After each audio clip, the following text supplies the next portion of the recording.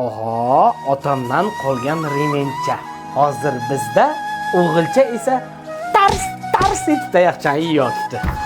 Dadajon, tabriklang, o'qishga kirdim. Oho, tabrik. Dadajon, endi nasibasi hammasi boshqacha bo'ladi. Oksford universitetiga tibbiyot yo'nalishiga urolog bo'lib kirdim. Nasib bo'lsa 11 yildan keyin urolog Pro Max bo'laman. Nima? 11 yil o'qiyman, birdan o'sha yerda qolib ket, lo'l ichra bilan. Otang o'lsin mana yerda. Mana internetni qara, yonib yotibdi, blogerlarni qara. Otamga degan yozuvchi qilib har xil moshinlar sovg'a qo'yapti. Sen menga nima sovg'a qilding, ha? Assalomu alaykum, hurmatli podpисчиклар. Yordamlaringiz kerak, chunki meni uyim yondi.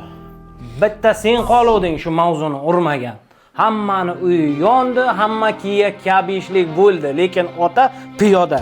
Buni qara, internetni qara. Sendan yosh ballar internetda IT ishning har xil yo'nalishlarda o'qib, ota-onasiga uy, moshinlar, chet ellarga safarlar qilyapti. Bizda o'g'ilcha nima qilyapti? Birovdan qolgan vaynni, birovdan qolgan nimalar uryapti. Qachon odam bo'lasan?